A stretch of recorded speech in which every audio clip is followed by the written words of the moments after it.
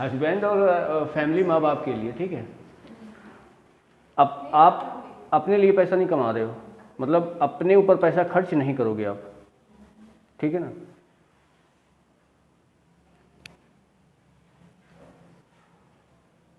ये चीज़ें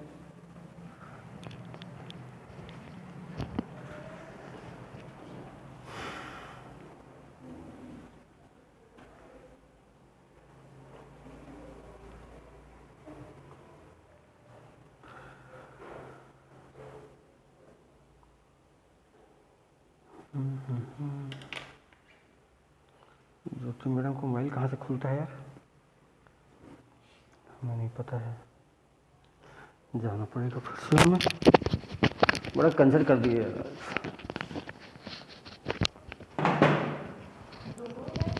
हाँ उनको चाहिए एक तो।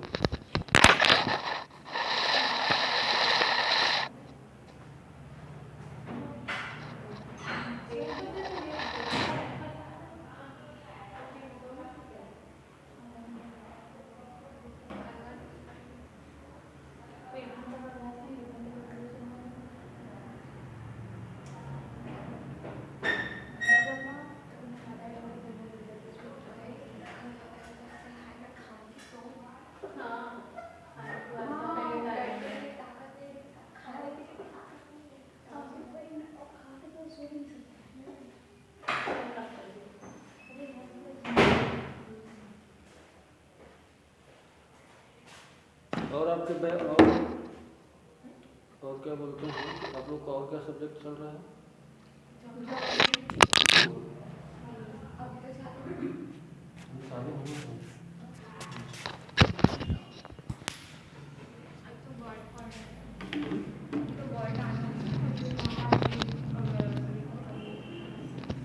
ठीक है,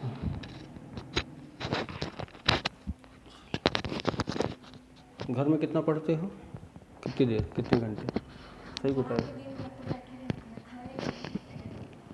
मतलब दिन भर बोल सकते हो कि पुस्तक के, हैं, वीडियो है ना, तो चलो।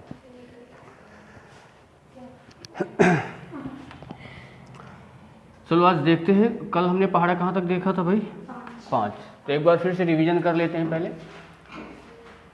2 2 दूनी 4, 2 तिहाई 6, 2 चौको 8, 2 पंचे 10, 2 छके 12, 2 सत्ते 14, 2 अट्ठे 16, 2 नाम 18 और 2 दहम 20, ठीक है।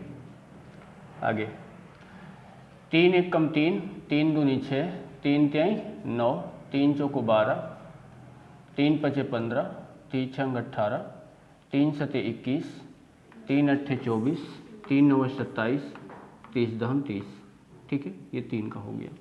इसके बाद 4 का, 4 एकम 4, 4 दूनी 8, 4 तिहाई 12, 4 चौक 16, 4 पंचे 20, 4 छंग 24, 4 सत्ते 28, 4 अठे 32, 4 नई 36, 4 दहम 40, ठीक है। अगला आ जाएगा 5, 5 दूनी 10, 5 तिहाई 15, 5 चौको 20, 5 पचे 25, 5 छक 30, 5 सत्ते 35, 5 अठे 40, 5 नौ 45 और 5 दहम 50। कल यहीं तक हुआ था क्या, ठीक है। आगे देखते हैं। अब क्या आएगा 6, 6 एकम 6, 6 दूनी 12, 6 त्रिको 18, 6 चौको 24, 6 पंचे 30, 6 छः 36, 6 सते 42, 6 अठे 48, 6 नाम 54, 6 दहम 60, ठीक है। 7 का, 7 एकम 7, 7 दूनी 14, 7 त्रिको 21, 7 चौको 28, 7 पंचे 35, 7 छः 42, 7 सते 49, 7 अठे 56, 7 नई 63 और 7 दहम 70, ठीक है। ये क्या करना है, लिखना है। डेली लिखेंगे तो क्या होगा ना, उससे क्या होता है, याद हो जाएगा, समझ रहे हो, ठीक है। चलो एक बार यहाँ से अगर बोलते हैं इनको, 2 1 कम 2, 2 दूनी 4, 2 3 6, 2 चौको 8, 2 पंचे 10, 2 छके 12, 2 सते 14, 2 अट्ठे 16, 2 नाम 18, 2 दहम 20, 3 1 कम 3, 3 दूनी 6, 3 3 9, 3 चौको 12, 3 पचे 15, 3 छंग 18, 3 सते 21, 3 अट्ठे 24, 3 9 27, 30 दहम 30, 4 1 कम 4, 4 दूनी 8, 4 3 12, 4 चौक 16, 4 पंचे 20, 4 छंग 24, 4 सते 28, 4 अट्ठे 32, 4 नहीं 36, 4 दहम 40, 5 1 कम 5, 5 दूनी 10, 5 3 15, 5 चौको 20, 5 पचे 25, 5 6 31, 5 सते 35, 5 अट्ठे 40, 5 9 45, 5 दहम 50, 6 1 कम 6, 6 दूनी 12, 6 त्रिक 18, 6 चौको 24, 6 पंचे 30, 6 6 36, 6 सते 42, 6 48, 6 नामी 54, 6 दहम 60, 7 1 कम 7, 7 दूनी 14, 7 3 को 21, 7 चौको 28, 7 पंचे 35, 7 छंग 42, 7 सते 49, 7 अट्ठे 56, 7 नहीं 63 और 7 दहम 70। ठीक है ना। तो ये पहाड़ा क्या है ना, आप लोगों को याद होना चाहिए। अब इसमें जैसे क्या है ना, हम यहाँ पे अगर 2 2 नंबर के पहले थोड़ा सा लिख लेते हैं। देखो जैसे ये बताओ, जल्दी से इसमें बताना है कि अगर बोलोगे आप लोग खुद ही बनाते जाओगे। 3 गुणे यहाँ पे 6 लिखा है तो क्या लिखोगे 18, 6 गुणे 7 लिखा है तो क्या करोगे 42, 5 गुणे 4 लिखा है तो क्या लिखोगे 20, 6 गुणे 8 लिखा है तो क्या लिखोगे 48, 7 गुणे 9 लिखा है तो क्या लिखोगे 63। ठीक है। इसके बाद अगर आप देखोगे 5 गुणे आपका 9 लिखा है तो क्या लिखोगे 45। मतलब इनकी डेली अगर आप प्रैक्टिस कर रहे हो तो इससे आपका क्या है ना, गुणा जो छोटे छोटे नंबर का रहेगा वो क्या हो जाएगा, मजबूत हो जाएगा। ठीक है ना। अब इसके बाद देखते हैं आगे, कल हमने जहाँ पे ख़त्म किया था उसी के आगे हम इसको बढ़ते हैं। देखो यहाँ पे अगर आप देखोगे तो क्या है, बताओ भाई क्या दिया गया है, सम संख्याएं किसे कहते हैं। तो सम संख्याओं के बारे में अगर देखोगे कि सम संख्या किसे कहते हैं, तो सबसे पहले यहाँ पे अगर देखोगे क्या है सम संख्या। सम संख्या सबको पता होगा, बचपन से पढ़ते चले आ रहे हैं, तो एक बार इनका रिवीजन करना है। क्या लिखा है कि वो संख्याएं जो किससे 2 से पूरी तरह क्या हो जाए, विभाजित हो जाए, वो क्या कहलाती हैं, सम संख्या कहलाती हैं। मतलब जो संख्या में 2 से पूरा पूरा भाग चला जाए। जैसे देखो एग्जाम्पल में अगर देखोगे 2 4 6 8 10 12 14 16 18 20, आगे ढेर सारी संख्याएं आपकी क्या कहलाएंगी, सम संख्या। अगर आपसे कोई पूछता है कि सबसे छोटी सम संख्या क्या होती है, तो क्या बताओगे 2 होती है। ठीक है। अगर आपसे कोई पूछता है कि सबसे बड़ी सम संख्या कौन सी होती है, तो क्या आप इसका बता सकते हो, क्या नहीं बता सकते हो। आप बोलोगे सर 100, नहीं 100 से ज़्यादा 102 भी तो होता है, ये बताओ। यहाँ से अगर करोगे तो आप इसको ऐसे भी तो लिख सकते हो 1000, ये भी 2 से क्या हो जाएगा, कट जाएगा। यानी सबसे बड़ी सम संख्या आप नहीं बता सकते, कुछ भी हो सकता है। ठीक है। तो ये आपकी क्या हो गई, सम संख्याएं। समझ रहे हो। अब इसके बाद थोड़ा सा आगे बढ़ते हैं। अब क्या है बताओ, विषम संख्याएं।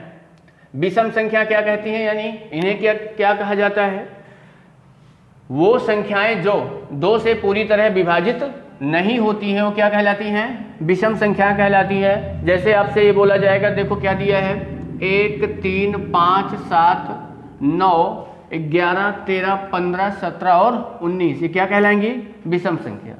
सबसे छोटी विषम संख्या कौन सी होती है, सबसे छोटी विषम संख्या 1 होती है। ठीक है। और सबसे बड़ी विषम संख्या बताओ क्या आएगी आपकी, इसको भी आप ज्ञात नहीं कर सकते हो। बता सकते हो क्या, नहीं बता सकते हो। अब जरा सम और विषम के बारे में थोड़ा सा डिटेल देख लेते हैं। और सब देखो, सबसे पहले अगर देखोगे तो मैं यहां पे सम संख्याओं की बात करूंगा, सम संख्या, सम संख्या, और यहां पे हम कर लेते हैं विषम संख्या। सम संख्या और विषम संख्या साथ में क्या है ना, नोट डाउन करते चलोगे तो चीजें आसान रहेंगी, ताकि दोबारा अगर रिवीजन करना पड़े तो आसानी से हो जाए। कोई भी चीज क्या है ना, लिखने से ज्यादा याद होता है, वो याद रहता है हमेशा।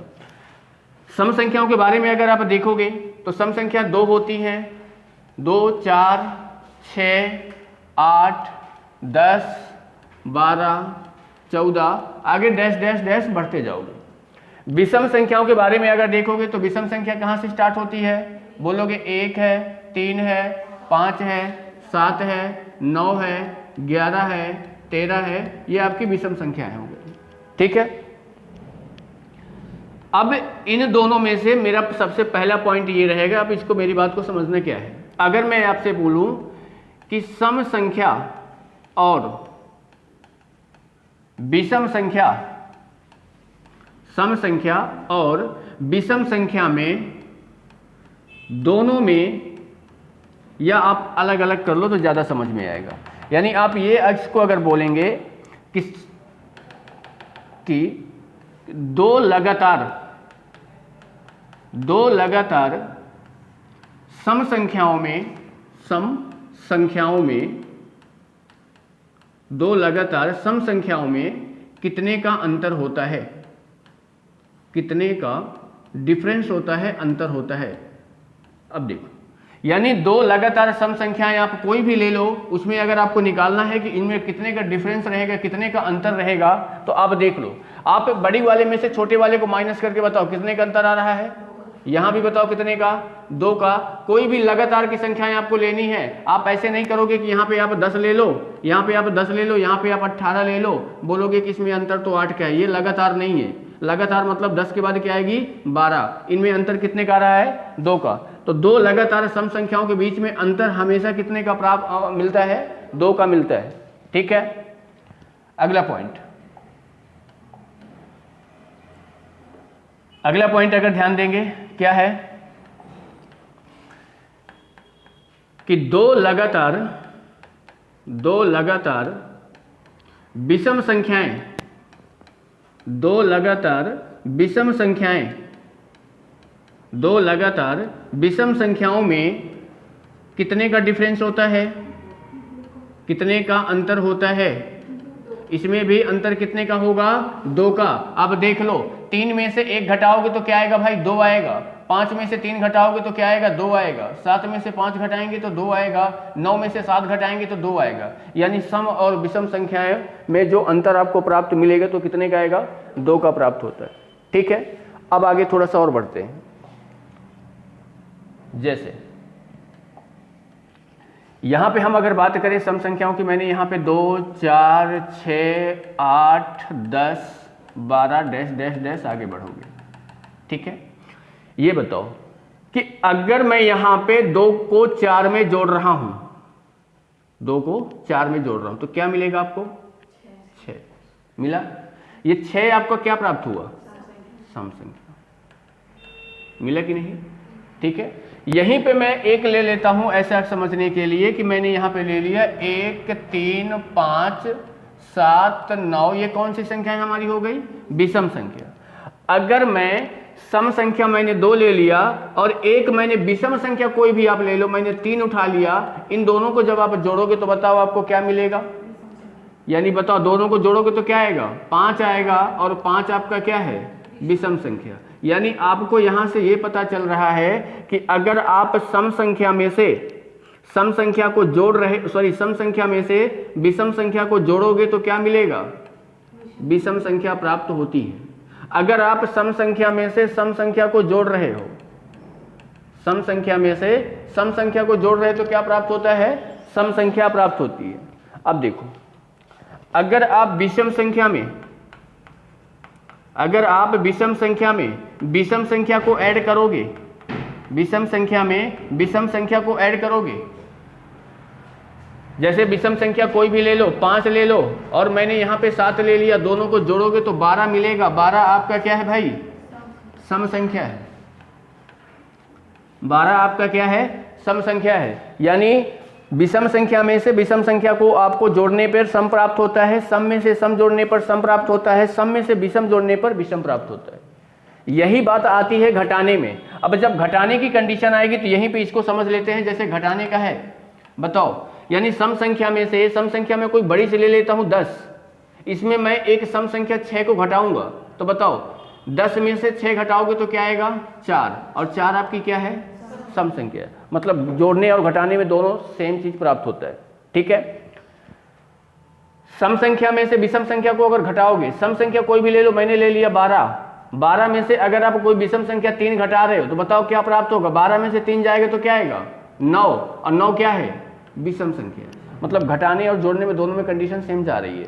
विषम संख्या कोई भी ले लो, मैंने यहाँ पे ले लिया 7, इस 7 में से अगर आप 3 घटाओगे तो बताओ क्या आएगा 4, और 4 क्या है सम संख्या है। मतलब जोड़ने और घटाने में सेम कंडीशन फॉलो होता है, ठीक है, जोड़ने और घटाने में सेम कंडीशन आती है। अब देखो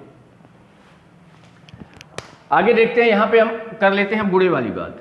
अगर हम सम संख्या का सम संख्या में गुणा करते हैं तो बताओ क्या प्राप्त होगा।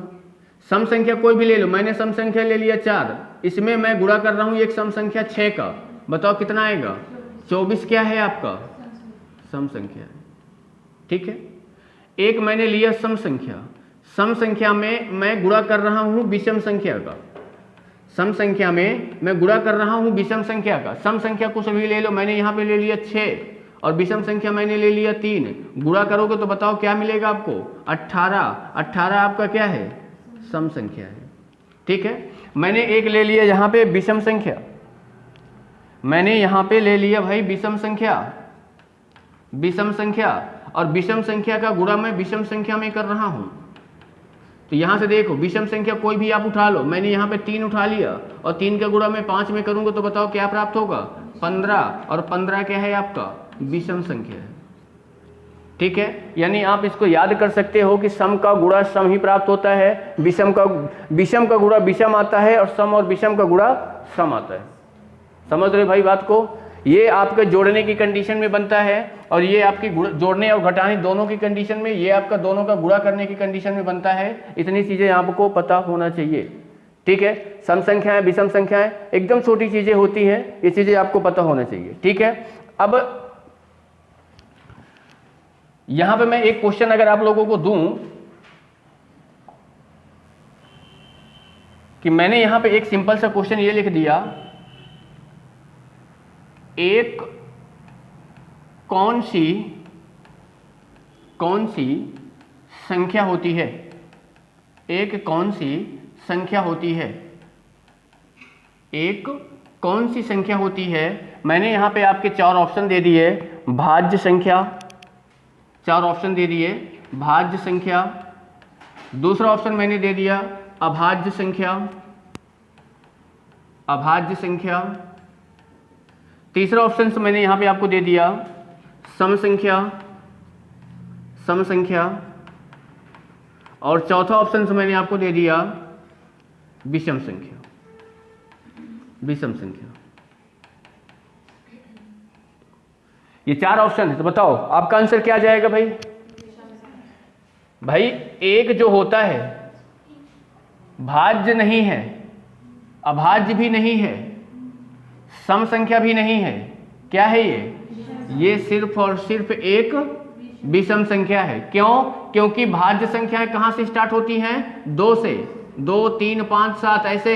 विषम संख्याएं कहां से 1 3 5 7, और सम संख्या बताओ कहां से स्टार्ट होती हैं 2 4 6, और यहां से भाज्य संख्याएं कहां से स्टार्ट होती हैं 4 से, 4 6 8 है ना 9 10, ठीक है। तो देख लो ये 4 से स्टार्ट हो रही है, ये 2 से स्टार्ट हो रही है, ये भी 2 से स्टार्ट हो रही है, पर ये कहां से स्टार्ट हो रही है 1 से। तो 1 को सिर्फ और सिर्फ विषम संख्या की कैटेगरी में रखा गया है। समझ रहे हो भाई बात को। तो ये आपका सम और विषम के बारे में हो गया कि सम संख्या क्या होती है और विषम संख्या क्या होती है, ठीक है भाई। चलो अगला अगर देखते हैं, नोट करते जा रहे हो ना, चलो भाई आगे देखो। अब क्या आता है गुणनखंड। ये बहुत ही जरूरी है गुणनखंड, क्योंकि बहुत सारे लोगों का इसी में प्रॉब्लम आ जाता है कि गुणनखंड निकाल ही नहीं पाते हैं। सबसे पहले गुणनखंड के बारे में देख लेते हैं, गुणनखंड है क्या। अगर आपसे कोई पूछ रहा है कि गुणनखंड किसे कहते हैं, तो आप क्या बताओगे। किसी संख्या के गुणनखंड के वो संख्याएं जो उस संख्या को पूरी तरह से क्या करें, विभाजित कर दें, वो क्या कहलाती हैं, गुणनखंड कहलाती हैं। एग्जाम्पल में समझेंगे अभी, आगे देखो क्या बोला है। किसी संख्या के गुणनखंड उसी संख्या के सभी भाजक संख्याएं होती हैं। ये लाइन समझ में आई, क्या बोल रहे हैं। किसी संख्या के गुणनखंड उसी संख्या के सभी भाजक संख्याएं होती हैं। एग्जाम्पल अभी करेंगे तो समझ में आ जाएगा। आगे देखो क्या है।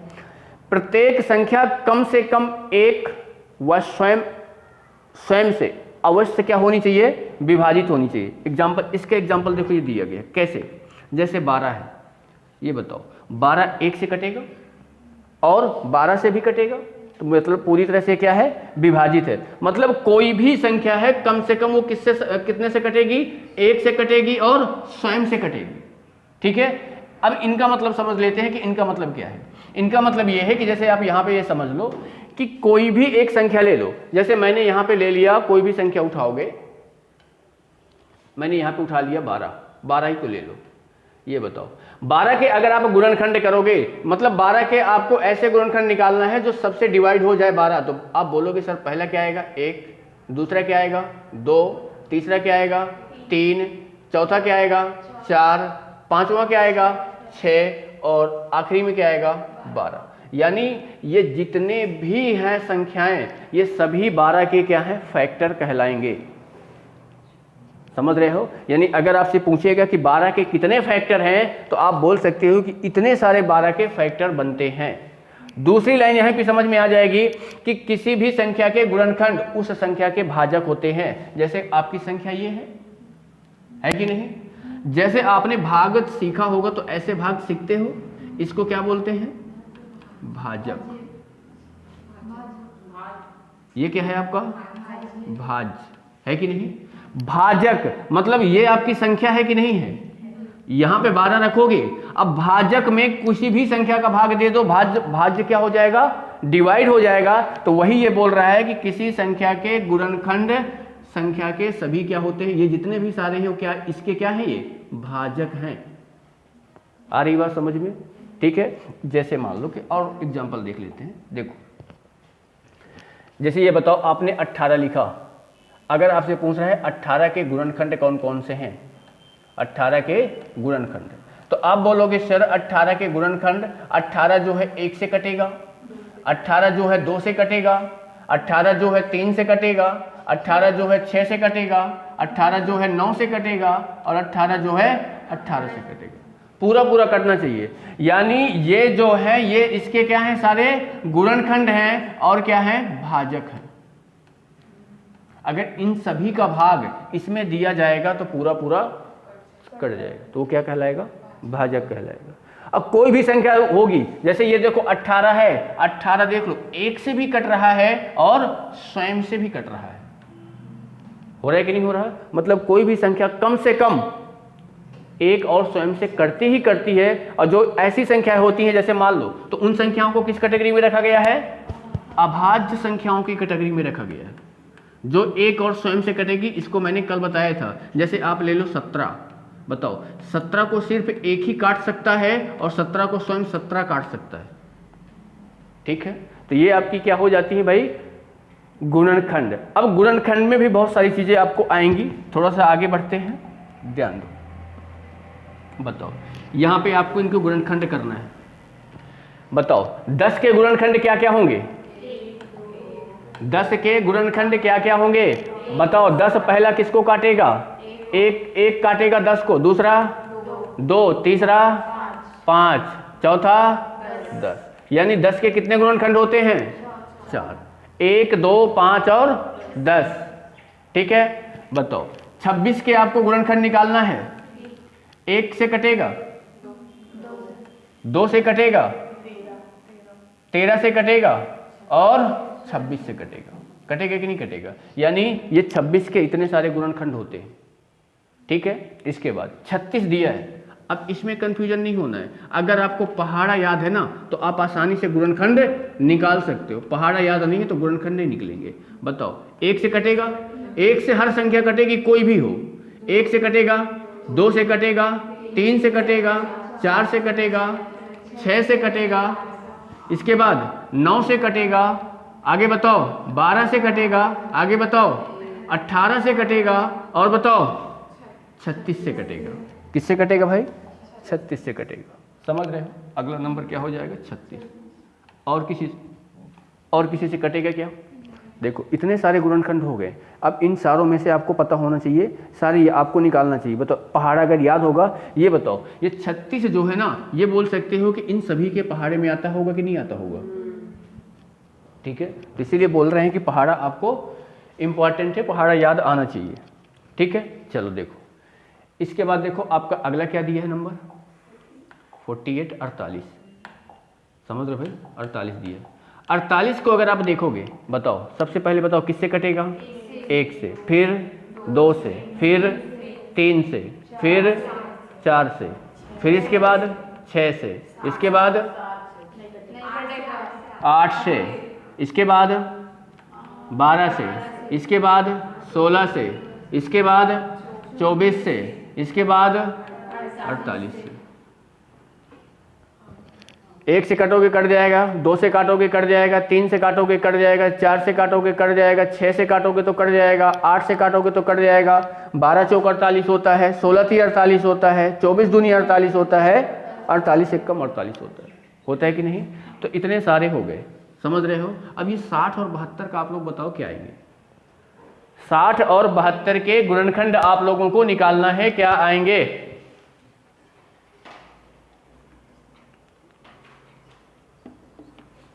60 और 72 के गुणनखंड निकालना है, क्या आएंगे।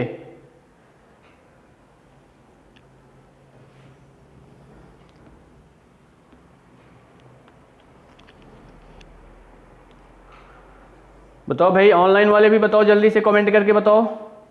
60 और 72 के गुणनखंड आप लोगों को निकालना है। कौन कौन सी संख्याएं 60 को डिवाइड कर सकती हैं, कौन कौन सी संख्याएं 60 को डिवाइड कर सकती हैं, बताओ भाई। 60 और 72 के गुणनखंड आप लोगों को बताना है। कौन कौन सी संख्याएं डिवाइड कर सकती हैं।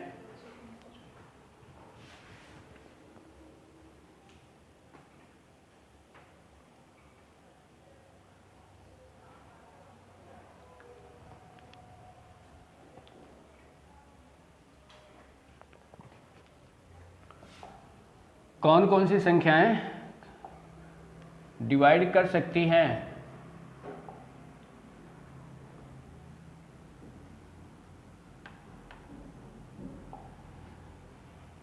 60 के बारे में अगर देखोगे तो यहाँ पे हम लिख रहे हैं, तो बताओ पहला आप बोलोगे सर 1 डिवाइड कर सकता है, दूसरा बोलोगे सर 2 डिवाइड कर सकता है, तीसरा बोलोगे 3 डिवाइड कर सकता है, चौथा बोलोगे 4 डिवाइड कर सकता है, फिर बोलोगे कि 5 डिवाइड करेगा, फिर बोलोगे सर 6 डिवाइड करेगा, फिर इसके बाद बोलोगे बताओ 10 इसको डिवाइड करेगा, फिर इसके बाद 12 इसको डिवाइड करेगा, इसके बाद 15 इसको डिवाइड करेगा, इसके बाद 20 इसको डिवाइड करेगा, इसके बाद 30 इसको डिवाइड करेगा, इसके बाद 60 स्वयं इसको डिवाइड करेगा। अब देख लो कि भाई 60 के कितने सारे गुणनखंड हो गए। समझ रहे हो बात को। यानी जो भी संख्या दी जाए वो संख्या कितनी संख्याओं से कटती है वो उसके गुणनखंड कहलाते हैं, वह उसके गुणनखंड कहलाते हैं। ठीक है, चलो 72 के अगर हम निकालने की कोशिश करें, अगर हम 72 के निकालने की कोशिश करें, बताओ 72 का अगर आप निकालोगे तो पहला क्या होगा 1, दूसरा क्या होगा 2, तीसरा 3, चौथा 4, फिर 6, फिर क्या होगा 8, फिर क्या होगा 9, फिर क्या आएगा 12, फिर इसके बाद 18, इसके बाद 24, इसके बाद बताओ भाई 36 दूनी 72, इसके बाद 72 एकम 72।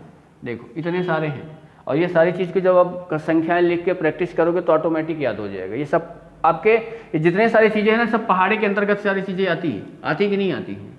अगर पहाड़ा याद है तो आप आसानी से कर सकते हो, और नहीं याद है तो फिर चीज़ों को आप भूल सकते हो। ठीक है, तो ये क्या हो गया गुणनखंड निकालने के लिए कि कितनी संख्याओं का गुणनखंड निकाल सकते हैं।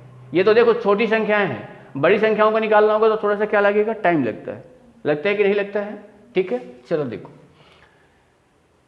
आगे बताओ अगला क्या आता है, परिमेय संख्याएं। अब देखो ये परिमेय संख्याएं क्या होती हैं। परिमेय संख्याएं ऐसी संख्याएं होती हैं जिन्हें हम किस रूप में लिख सकते हैं, P/Q के रूप में लिखा जा सकता है, जहां P एवं Q क्या है, पूर्णांक है।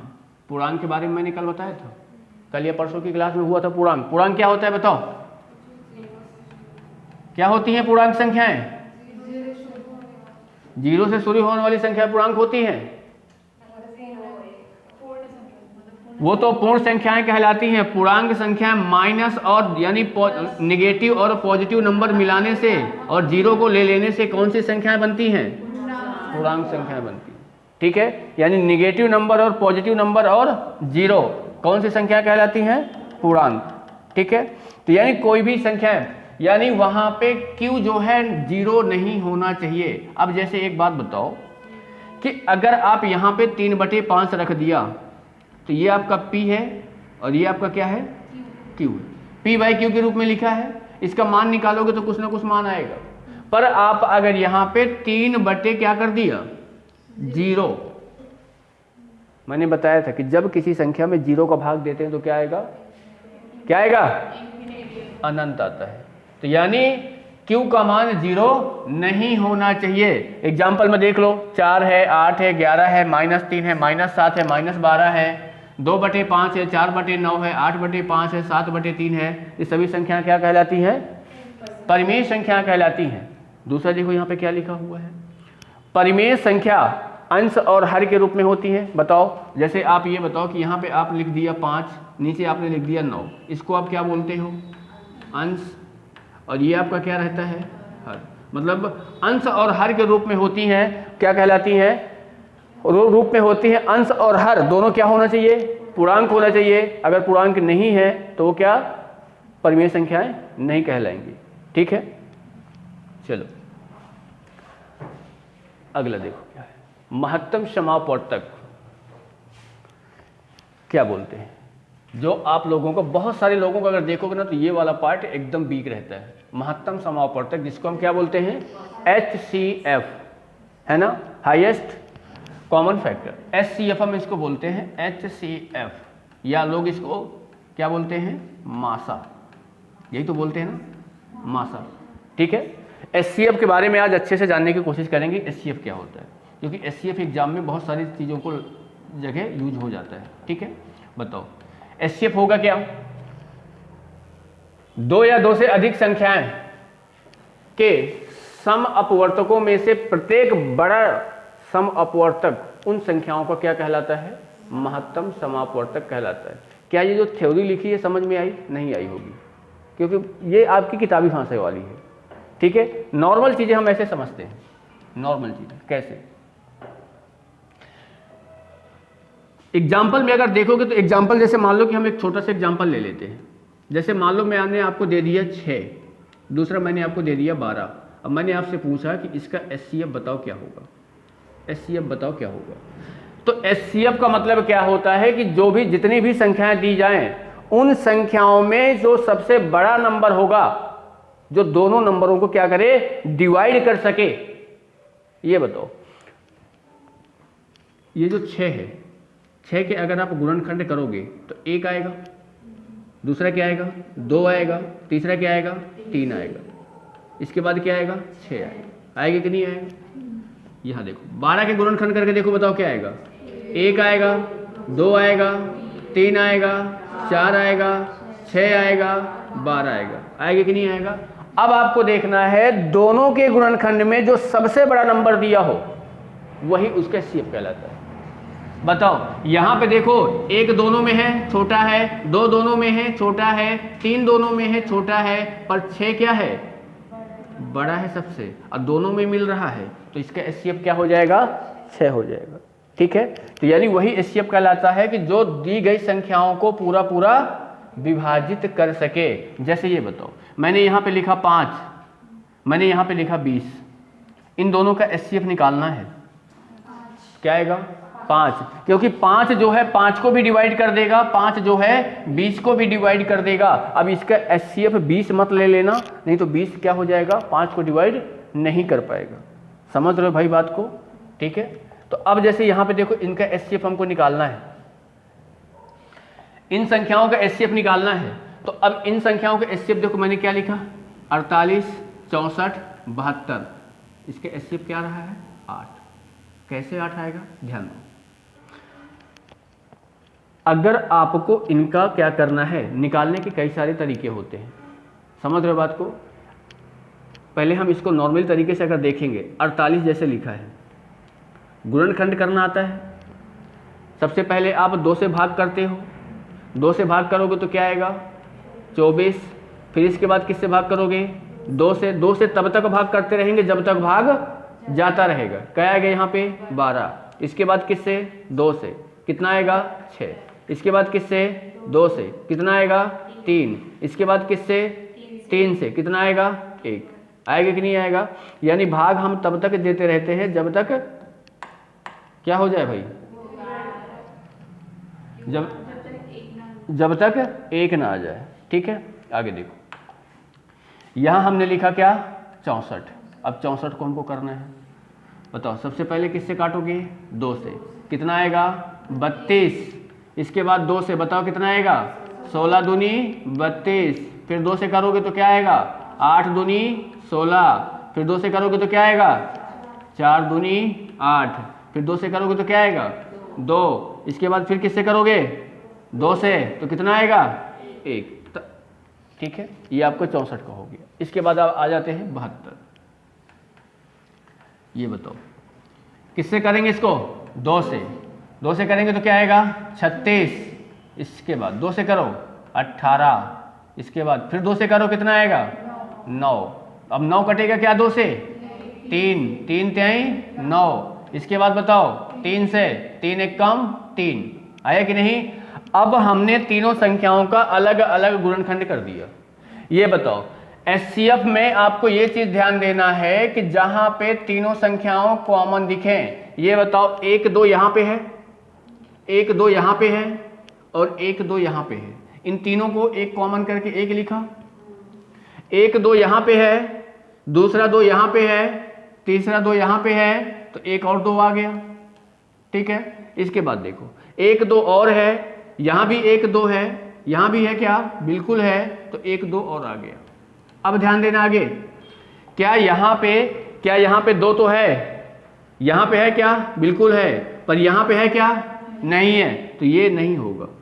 ठीक है, यहां देखो यहां 3 है, यहां 3 है क्या, यहां 3 है, तीनों में कॉमन होना चाहिए, तो वो क्या कहलाएगा एचसीएफ कहलाएगा। अब इन तीनों को आपस में गुणा करोगे तो 2 दूनी 4 दूनी 8, 8 इसका क्या आ गया एचसीएफ आ गया। ठीक है, अब हमने देखो ये एकदम बेसिक तरीका होता है निकालने का जो बच्चों को सिखाया जाता है। एग्जाम में हमको ये तरीका अप्लाई नहीं करना है, नहीं तो यही करते रह जाएंगे, अब क्वेश्चन हमारा आगे बढ़ जाएगा। ठीक है, समझ रहे हो बात को, ये तो बस सीखने के लिए है कि हम चीज़ों को ऐसे सीख सकते हैं। आपका तो मोबाइल हमेशा बंद ही हो जा रहा है।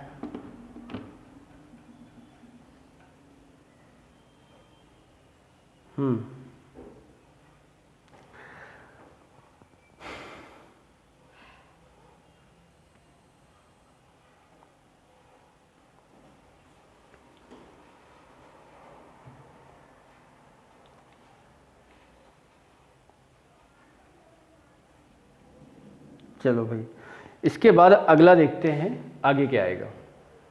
देखो अब महत्तम ज्ञात करने के लिए यानी मात्रा ज्ञात करने के लिए बहुत सारी तरीके होते हैं, किस किस तरीके से हम ज्ञात कर सकते हैं। पहला देखो क्या लिखा है, ये अभाज्य गुणनखंड विधि द्वारा प्राइम फैक्टर मेथड। अब देखो कैसे अभाज्य संख्याओं के द्वारा कैसे इसको ज्ञात कर सकते हो। सबसे पहले ये बताओ अभाज्य संख्याओं से ज्ञात करने के लिए आपको क्या करना पड़ेगा, ध्यान देना। ये जो 24 लिखा है जो अभी हम निकाले हैं, अभी जो हम निकाले हैं वो कौन सा मेथड है, ये वाला भी देखे हैं, ये वाला बताओ, ये निकाले हैं ना, ये वाला मेथड आपका क्या कहलाता है अभाज्य वाला। समझ में आई बात को, पता है नहीं पता है, ध्यान दो। देखो 24 है, 24 को यहाँ पे करोगे तो बताओ क्या आएगा। पहले सबसे पहले आप इसको 2 से करोगे कितना आ जाएगा 12, इसके बाद बताओ फिर 2 से करोगे तो क्या आएगा 6, इसके बाद फिर किससे कटेगा 2 से तो कितना आ जाएगा 3, फिर इसके बाद बताओ 3 से करेगा तो कितना आएगा 1। आपने अभाज्य संख्याएं पढ़ा है, अभाज्य 2 क्या होती है अभाज्य संख्या, फिर 2 देखो 2 अभाज्य, 3 भी क्या है अभाज्य। यहाँ पे कोई भी भाज्य संख्या नहीं आ सकती है, समझ रहे बात को। ऐसा नहीं है कि आप इसको 4 से काट दोगे, 4 से नहीं काटोगे, अभाज्य संख्याओं से काटोगे। 36 देखो दिया गया है, 36 को बताओ सबसे पहले किससे काटोगे? 2 से काटोगे। यहाँ कितना आएगा? 18। फिर किससे काटोगे? कितना आएगा? 9। फिर किससे? 3 से। कितना आएगा? 3। किससे काटोगे? 3 से। कितना आएगा? 1।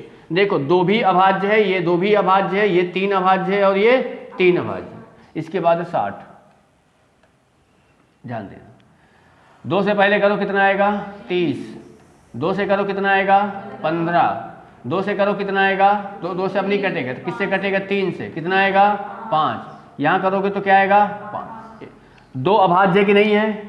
3 भी अभाज्य है और 5 भी अभाज्य। अब इसको जब आप निकालोगे, यानी इसका HCF अगर हमको निकालना है तो हम क्या करेंगे? देखो यहाँ पे, यानी अगर इन तीनों का HCF अगर आपको निकालना है तो उसके लिए आपको क्या करना पड़ेगा?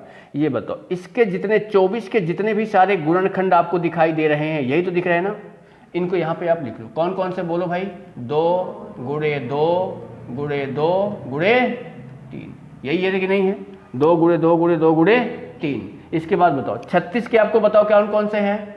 2 गुणे 2 गुणे 3 गुणे 3, यही है। 60 के बताओ कौन कौन से हैं? 2 गुणे 2 गुणे 3 गुणे 5। ये बताओ, ये तीनों संख्याओं के अलग अलग हो गए कि नहीं हो गए? हो गए। अब यहाँ पे आपको 3 संख्याएं हैं तो इनका जोड़ा भी 3 ही संख्याओं से बनाना है। बताओ, पहला जोड़ा ये आपका बनेगा, दूसरा जोड़ा ये आपका बनेगा क्या, और तीसरा जोड़ा बताओ क्या ये आपका जोड़ा बनेगा क्या? बनेगा। अब इसके अलावा कोई जोड़ा बन रहा है क्या? नहीं बन रहा है, यानी इसका जोड़ा ये 2 हो गया, इसका जोड़ा ये 2 हो गया और ये 3 का जोड़ा यहाँ पे आ गया है। तो बताओ 2 दूनी 4, 4 तेई 12, यानी इसका HCF क्या हो गया? 12। ये आपका कौन सा मेथड कहलाएगा? अभाज्य गुणनखंड। पहला मैंने बता दिया, दूसरा आप लोग बनाओ। पहला हमने बता दिया, दूसरा आप लोग भाई निकालो जल्दी से। इसका 36 का, 48 का, 72 का HCF आपको निकालना है। इसी तरीके से निकालना है, कोई दूसरा तरीका निकाल के मत बता देना, ठीक है? यहां पे ये समझ लो कि हम एकदम गधे बैठे हैं, होशियार नहीं हैं, ठीक है?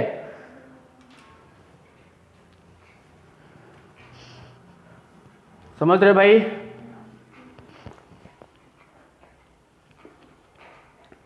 ऑनलाइन वाले भी भाई बताते रहो यार, मैसेज करके, कमेंट करके बताते रहो जल्दी से। 36 का, 48 का और 72 का HCF क्या आएगा? 36, 48, 72 का HCF क्या आएगा?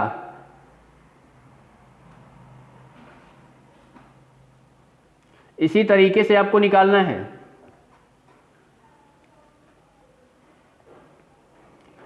छत्तीस, 48, 72 का इसी तरीके से HCF आपको निकालना है।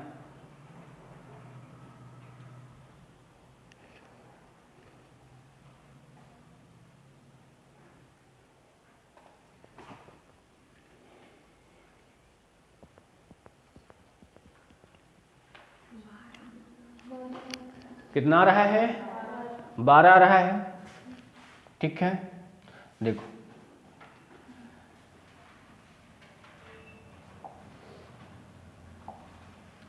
छत्तीस, 48, 72 आपको दिखाई दे रहा होगा। 36, 48 और 72। 36 के आप गुणनखंड कर दोगे, यहाँ पे 2 से काटोगे तो 12 कितना आ जाएगा? 18। 2 से काटोगे तो कितना आ जाएगा? 9। 3 से काटोगे तो कितना आ जाएगा? 3। ये 3 से काटोगे तो कितना आ जाएगा? 1। यहाँ बताओ, 2 से काटोगे तो कितना आएगा? 24। 2 से काटोगे तो कितना आ जाएगा? 12। 2 से काटोगे तो बताओ कितना आ जाएगा? 6। 2 से काटोगे तो कितना आ जाएगा? 3।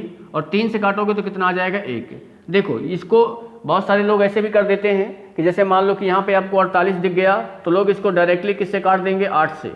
8 छंग 48। नहीं, हमेशा 8 एक अभाज्य संख्या नहीं है। हमेशा छोटे नंबर अभाज्य संख्याओं से, अभाज्य संख्या मतलब 2 से कटेगी कोई संख्या, या 3 से कटेगी, या 5 से कटेगी, या 7 से कटेगी, या 11 से कटेगी, ठीक है? इसके बाद क्या था? 72। 72 का जब आप निकालोगे तो बताओ क्या करोगे? 2 से करोगे तो क्या आएगा? 36। 2 से करेंगे तो कितना आ जाएगा? 18। 2 से करेंगे तो 9। 3 से करेंगे तब 3। 3 से करेंगे तो 1। अब तीनों के गुणनखंड लिख लेना है। बताओ पहले का क्या आया है, 2 गुणे 2 गुणे 3 गुणे 3, ये आपका पहले का आ गया। दूसरे का बताओ कितना दिया हुआ है, 2 कितनी बार है, 4 बार, यानी 2 गुणे 2 गुणे 2 गुणे 2 गुणे क्या है 3। 72 के बताओ कितने को 2 है, 3 और 2, यानी 2 गुणे 2 गुणे 2 और 3 गुणे 3।